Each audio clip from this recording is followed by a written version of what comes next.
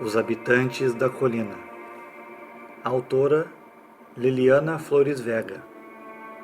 Tradução e narração F.A. Santarém. Capítulo 1. Durante os primeiros dias de junho de 1632, Dom Francisco Salazar de Alvarado e Garcia, natural de Sevilha e radicado em Lima havia 6 anos, recebeu um documento selado do Conselho Real da Coroa Espanhola, o qual continha a resolução de um litígio, outorgando-lhe a propriedade de uma mina de ouro, prata e cobre, localizada em Huamanga, que havia pertencido a um parente longínquo. Depois de uma longa e penosa viagem, atravessando os inóspitos caminhos da cordilheira, Dom Francisco e sua esposa, Dona Teresa, chegaram a Huamanga. Dona Teresa ficou uns dias no monastério de Santa Clara para recuperar-se das penúrias sofridas na viagem, enquanto seu marido continuou o caminho até a aldeia para inspecionar a mina e o casarão onde se instalariam. Dom Francisco foi recebido pelo capataz, um índio de meia idade e com aspecto um tanto tímido, chamado Isidro. O estado da mina era deplorável. Segundo o que contou Isidro, a mina se encontrava quase abandonada porque os índios da aldeia que ficava perto não queriam trabalhar nela, devido à sua proximidade com uma estranha colina, sobre a qual se contavam certas lendas obscuras desde antes da chegada dos espanhóis. Dom Francisco disse para Isidro que, se os índios do lugar se negavam a trabalhar por temor a umas absurdas superstições, então compraria vários escravos negros para que trabalhassem na mina. Isidro levou Dom Francisco até o antiquado casarão que se elevava na solidão do vale. Ele tinha quase meio século de antiguidade, mas se mantinha habitável graças aos cuidados de Isidro e sua família. O dono anterior da mina, que foi quem mandou construir o casarão, havia sido servido pelo pai de Isidro, e fazia já uma década que morrera, sem deixar descendência e nem conseguir trabalhadores que arrancassem as riquezas escondidas sob a terra. Dom Francisco regressou ao convento para trazer sua esposa. Encontrou-a angustiada porque as freiras, ao saberem que se instalaria com seu esposo nas cercanias daquela mina, lhe contaram certas histórias aterrorizantes sobre uma colina onde morava o diabo, e que em certas noites sem lua se viam naquela colina fogos fatos e se escutavam os sons lúgubres de tambores. Dom Francisco ignorou os comentários sobre a colina. Havia visto ela a certa distância, elevando-se à esquerda da mina, por onde o sol se ocultava. Também se via ela desde a varanda do casarão e não lhe parecera suspeita. Um mês depois, Dona Teresa se encontrava instalada na casa e havia feito amizade com Jacinta, esposa de Isidro. Durante os primeiros dias, Dona Teresa não se sentia à vontade naquele lugar tão longínquo e privada das comodidades a que estava acostumada em Lima. Mas Jacinta havia conseguido distraí-la um pouco, ensinando ela a tecer e a cultivar um jardim de ervas aromáticas. 15 dias depois, chegaram os escravos que Dom Francisco havia comprado. Os instalou em uns barracões construídos na cercania do casarão e, sob as ordens de Isidro, começaram a trabalhar na mina. Não demoraram em encontrar um bom veio de prata. Com o passar dos dias, a mina prosperava, e os escravos não temiam a proximidade da colina, pois desconheciam as histórias que eram contadas sobre ela. E assim chegou o dia da véspera de Todos os Santos. Dom Francisco, satisfeito com a quantidade de prata extraída da mina, decidiu permitir aos escravos celebrar a festa. Nesta tarde, repartiu abundante comida e aguardente. Durante a noite, os escravos comeram, beberam e dançaram com grande alegria, juntamente com as escravas que trabalhavam no casarão. Dom Francisco contemplava a barulhenta celebração desde a varanda do casarão. À meia-noite, viu umas luzes avermelhadas acesas nas encostas da colina e escutou o som de tambores num ritmo diferente daquele que os escravos tocavam para dançar nos barracões. mas isso não lhe causou estranheza. Pensou que eram alguns negros que haviam se apartado dos demais para celebrar algum de seus ritos pagãos. Dom Francisco foi até a alcova onde sua esposa, com 2 meses de gestação, dormia placidamente, graças à infusão de valeriana que Jacinta havia dado para ela acalmar os seus nervos. Foi ao meio-dia seguinte que veio Bea, a jovem mulata encarregada de cuidar das galinhas, e informou a Dona Teresa que as 2 jovens que trabalhavam lavando a roupa haviam desaparecido. Dona Teresa comunicou ao seu esposo, mas este se negou a suspender o trabalho para organizar uma busca para 2 insignificantes escravas. No entanto, deu permissão a Bea e outras 2 mulatas para que, uma vez terminadas suas tarefas diárias, fossem procurá-la se quisessem. E chegou a manhã seguinte, mas Bea não regressou. As 2 mulatas falaram que Bea havia ido procurar as jovens perdidas na colina, enquanto que elas a procuravam pela estrada para o rio e pelo caminho usado pelo gado. Então Bea também está perdida, murmurou Dona Jacinta. E assim foi. Bea não foi encontrada e nenhum dos corpos foi achado.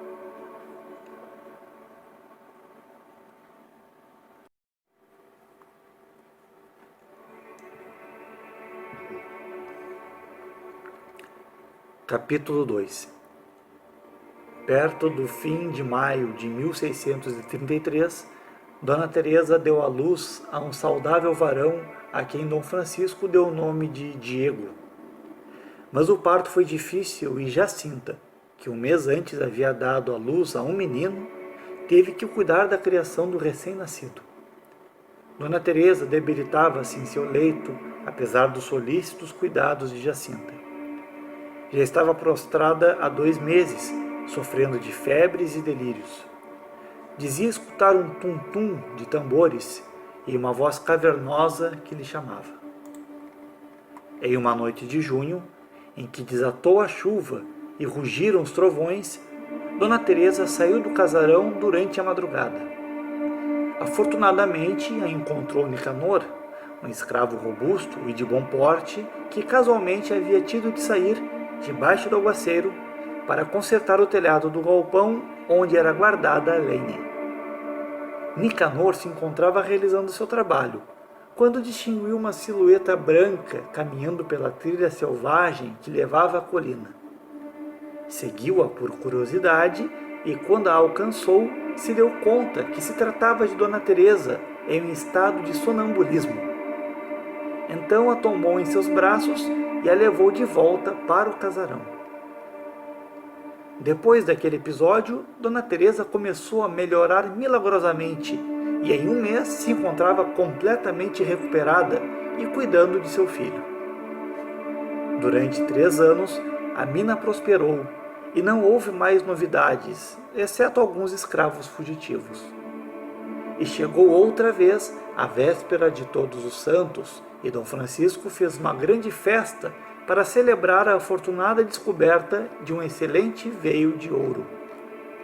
Mas aconteceu que, durante a festa, houve um tremor que causou o desmoronamento de várias galerias da mina. Dom Francisco, Isidro e os escravos foram ver os danos. Somente as mulheres ficaram nos barracões, recolhendo os pratos e guardando a comida da festa interrompida.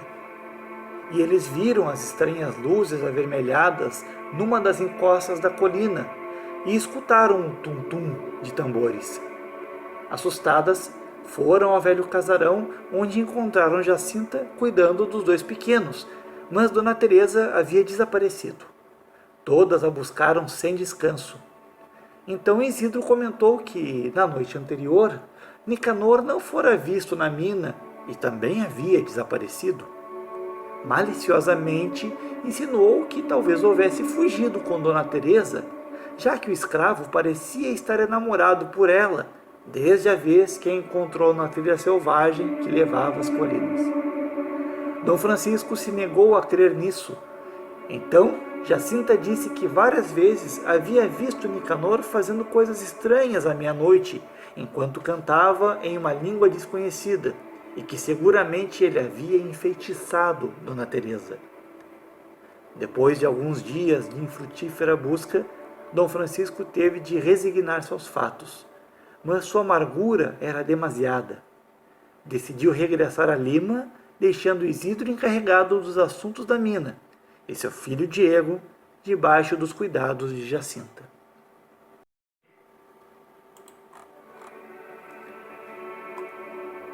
Capítulo 3.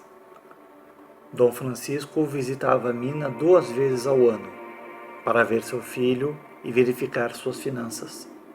Em cada visita, Isidro lhe pedia que comprasse mais escravos, pois a mina prosperava e era necessária mais mão de obra. E assim passaram-se 6 anos. Diego cresceu ao lado de Miguel, o filho de Isidro e Jacinta, que era seu irmão de leite. Em janeiro de 1642, Dom Francisco faleceu, sem nunca se recuperar da dor que causou a fuga de sua esposa com aquele escravo. Então, Dom Agustim, irmão de Dom Francisco, encarregou Diego como executor de seus bens e mandou trazê-lo para Lima, para que estudasse como era próprio a um rapaz de sua linhagem. Diego contava já com 24 anos e estava casado com uma moça chamada Mariana, quando decidiu viajar para Huamanga a fim de encarregar-se de sua mina. As humildes moradas dos escravos se erguiam à sombra do velho casarão senhorial, como se fosse uma cidadela no entorno de um castelo feudal, do qual Isidro era o mordomo-mor. Isidro se mantinha assombrosamente saudável e Miguel havia se tornado um homem robusto, mas Jacinta havia envelhecido mais do que correspondia à sua idade. Seu rosto estava sulcado por profundas rugas e seus olhos haviam ficado opacos, como se carregasse o peso de uma culpa ou de um imensurável segredo. No entanto, se alegrou em voltar a ver Diego, a quem sinceramente queria como filho, e recebeu de braços abertos a sua bela esposa. Mariana ficou no casarão desempacotando os baús, enquanto Diego, acompanhado de Isidro, percorreu os barracões e inspecionou o estado da mina. Diego notou uma grande diferença entre a quantidade de escravos comprados com os que encontrou. Isidro justificou-se, dizendo que o trabalho na mina era duro e, por causa disso, muitos morriam e alguns escapavam. Diego também percebeu que os escravos olhavam para Isidro com um excessivo medo e rancor. Pressentiu que algo não estava bem, mas não sabia dizer o que era. Jacinta preparou um delicioso jantar de boas-vindas, ainda que o ambiente estivesse muito distante de ser festivo. Terminado o jantar, Diego e Mariana subiram para a alcova principal. Ele adormeceu imediatamente, mas Mariana custou a conciliar o sono. Havia demasiado silêncio, e não o silêncio pacífico de uma fazenda serrana. Era um silêncio denso e pesado. Os dias seguintes transcorreram sem novidades. Diego inteirou-se das contas, foi várias vezes à mina e desceu às covas subterrâneas para inspecionar os trabalhos. Notou que se era certo que o trabalho era duro, mas não ao ponto de causar a morte de vários escravos robustos acostumados às tarefas da mineração. Recordou que havia lido uma interessante teoria sobre a emanação de gases venenosos nas minas e decidiu comprovar se o ar era tóxico, deixando algumas gaiolas com aves pequenas nos túneis. Mariana estava à vontade com a longura e a solidão do lugar, pois tinha absoluta liberdade para ocupar suas tardes na leitura de livros clássicos, sem ser incomodada para isso. As filhas de Jacinta, 3 mulatas silenciosas e sem brilho, como se fossem sombras, se ocupavam das tarefas da casa. E Jacinta passava dia e noite sentada ao lado do fogão da cozinha, murmurando orações.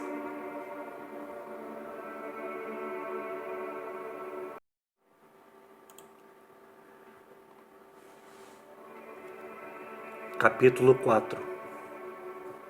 Um par de meses depois, Mariana começou a sofrer de febre vespertina e pesadelos. Custava-lhe conciliar o sono e, quando conseguia adormecer, já quase amanhecendo, tinha pesadelos. Nestes, se via correndo pelo meio do campo, fugindo de criaturas indescritíveis.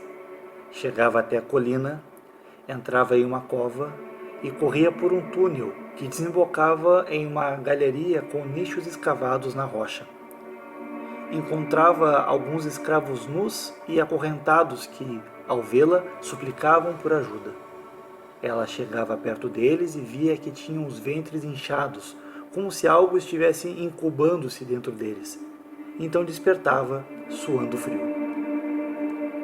Diego reparou na deterioração do estado de saúde de sua esposa e culpou aos livros, mas não pela leitura destes, e sim porque Mariana havia estado lendo os livros velhos que encontrou na biblioteca, os quais tinham mofo.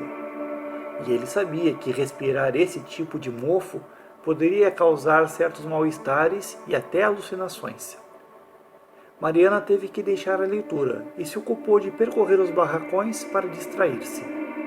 Havia crescido em uma fazenda dedicada ao cultivo de algodão e desfrutava dos costumes pitorescos dos escravos. Mas, em seus passeios, descobriu que os escravos da mina realizavam seus labores em silêncio e não cantavam nem dançavam nos seus tempos livres. As mulheres e as crianças se escondiam em suas choupanas logo na chegada da tarde.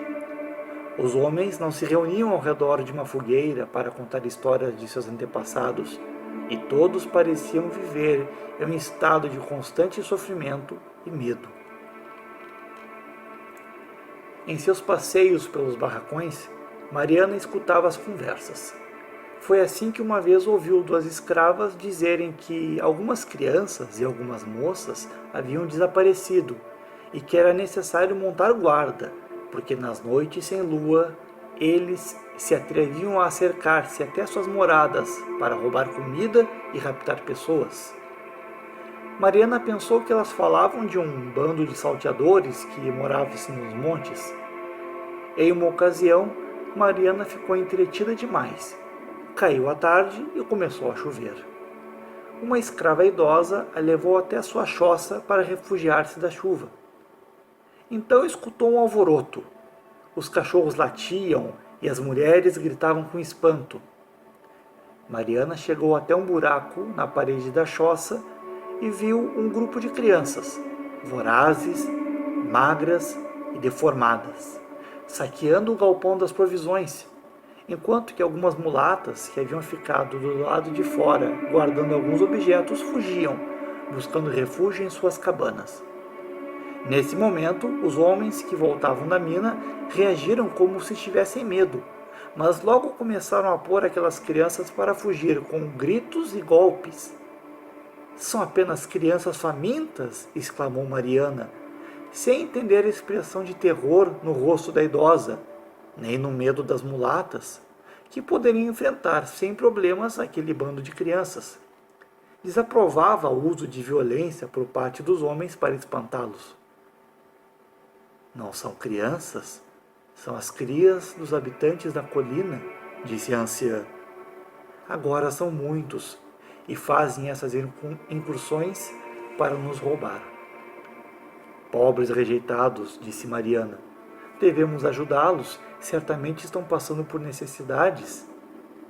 Não, minha filha, falou a velha, tomando a mão branca e macia de Mariana com sua mão escura e calosa. Olhe nossa cor de cabelo, olhos, a cor da pele. São tão diferentes. Não somos da mesma raça, mas somos humanos. E aqueles que vivem dentro da colina não são.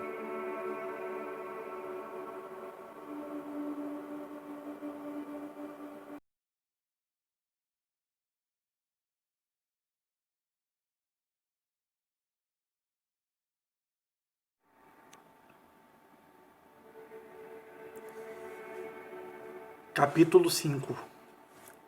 Mariana não voltou a passear pelos barracões. Aquela experiência lhe havia causado inquietação, mas ela evitou comentar isso com seu esposo, que parecia muito preocupado. Um lote de livros novos chegou desde Lima e Mariana ocupou seu tempo com sua leitura. Não voltou a ter febre vespertina e, ainda que lhe custasse conciliar o sono, já não tinha pesadelos. Diego levou a cabo o experimento com os pássaros e comprovou que na mina não havia emanações de gases tóxicos. Nada justificava a numerosa morte de escravos relatadas por Isidro e ordenou que quando morresse o próximo escravo, lhe chamassem de imediato para observar o cadáver. As mortes cessaram, mas aumentaram os desaparecimentos. Diego não compreendia isso, pois não tratava seus escravos com crueldade. E chegou a véspera de Todos os Santos. Diego havia notado que, segundo os registros, nessa data desapareciam muitos escravos e decidiu montar guarda com seu arcabuz em mãos, preparado para disparar. Mas passou a noite, amanheceu e nenhum escravo fugiu. Diego regressou ao casarão e teve a amarga notícia de que sua esposa havia desaparecido durante a madrugada. Jacinta e suas filhas estavam cabisbaixas e em silêncio. Diego não compreendia o desaparecimento de sua esposa e nem podia culpar algum escravo de havê-la raptado, pois ele mesmo esteve vigiando os barracões. Então algo rompeu-se em Jacinta. Não podia suportar a dor de Diego, a quem havia criado e amamentado. Foi Isidro quem levou Marianita, murmurou Jacinta. Noite passada ele me obrigou a dar uma infusão de valeriana muito concentrada para que ficasse adormecida. Então a levou à colina para oferecê-la como oferenda àqueles que habitam debaixo da terra. Que disparate dizes, mama? Perguntou Diego. Como assim Isidro levou a Mariana? Levou para entregar ela aos habitantes da colina, balbuciou a atribulada mulher. Desde antigamente a família de Isidro tem servido àquelas criaturas. Todos os escravos desaparecidos não fugiram. Isidro os levou até a colina, mas de tempos em tempos eles exigem que lhes leve uma mulher para ser transformada na mãe da geração seguinte. Dizem que quanto mais bela a mulher, mais humanos seus filhos serão, e então não precisarão mais esconder-se. Diego sentiu um calafrio e uma ideia horrível surgiu na sua mente. Minha mãe, santo Deus! Exclamou Diego. Ela não fugiu com esse escravo, como me contaram. O maldito do Isidro a entregou para essas criaturas. Diego foi imediatamente aos barracões e contou aos escravos o que Jacinta lhe havia dito. Receava que o tomassem por louco, mas quando lhes disse que iriam à colina para resgatar Mariana e a todos que ainda estivessem vivos, os escravos o ovacionaram.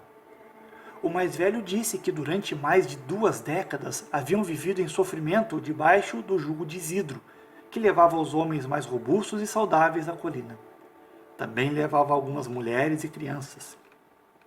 Eles não podiam se defender porque essas criaturas indescritíveis eram temíveis. Porém, os escravos não estavam mais dispostos a viver nessa situação. Diego e os escravos armados com arcabuzes, picaretas, machados, tochas e tudo o que encontraram se dirigiam à maldita colina.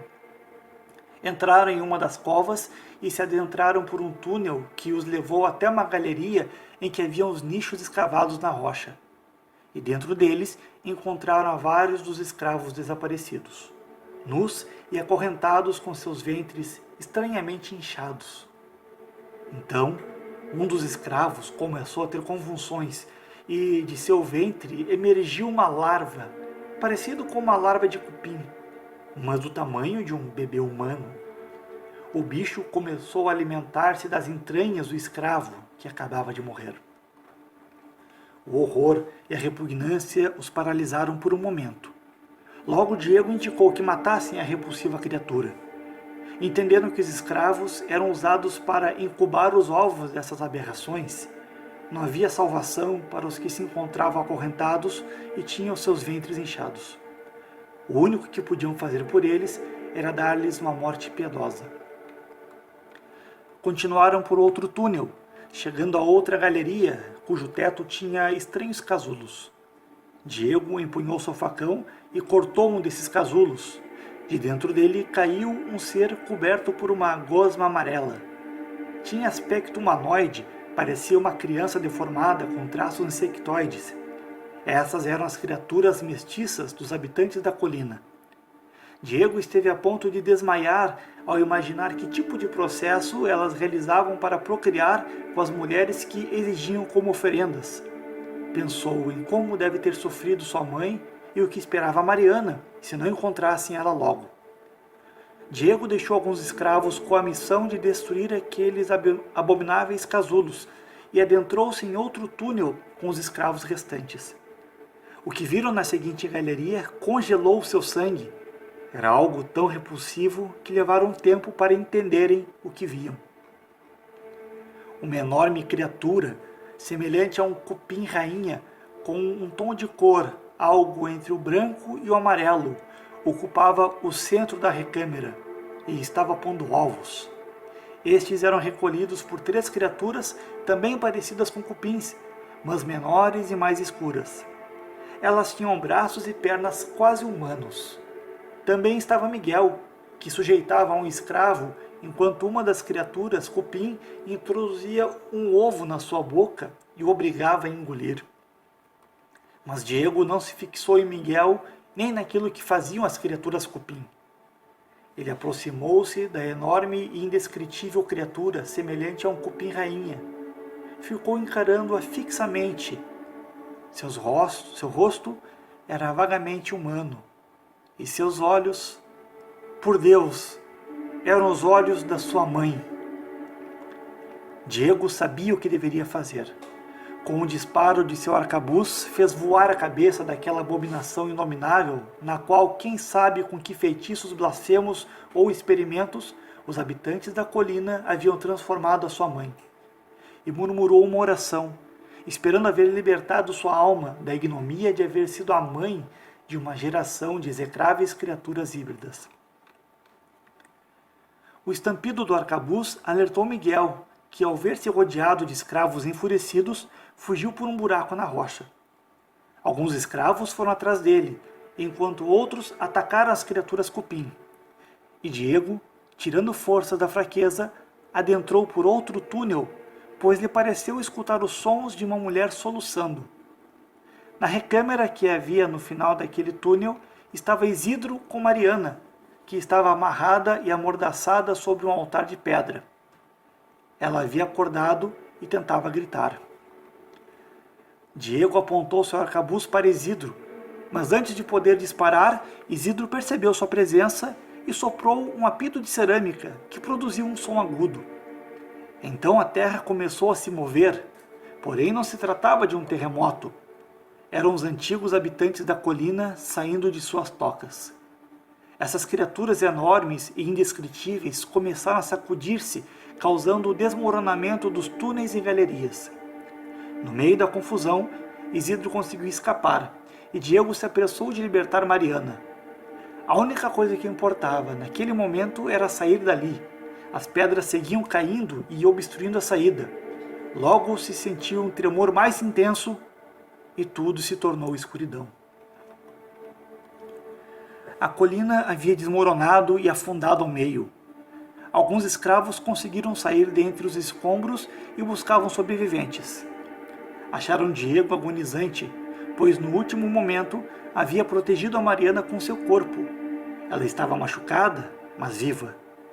Um dos escravos carregou Mariana com os braços e todos os sobreviventes retornaram ao casarão. Jacinta e suas filhas haviam desaparecido. Ninguém acreditou na história que Mariana contou, ainda que os escravos sobreviventes da aventura e as escravas que haviam ficado nos barracões fossem testemunhas. Do desmoronamento da colina, confirmaram tudo o que ela disse. Os médicos disseram que Mariana havia perdido a razão, sendo posta reclusa no monastério de Santa Clara. A palavra dos escravos não tinha valor. Assim, eles foram simplesmente ignorados. Não é sabido se as autoridades encarregadas de investigar o caso os venderam para outras fazendas ou simplesmente se asseguraram de que não falassem mais. Depois explicaram que a causa do desmoronamento da colina foi o excesso de escavações na mina e o péssimo trabalho de escoramento dos túneis. A mina foi fechada. No entanto, 3 séculos depois, os moradores da região evitam passar por esse lugar e dizem que em certas épocas do ano e nas noites sem lua se enxergam fogos fatos e se escuta o tum-tum de tambores vindos debaixo da terra.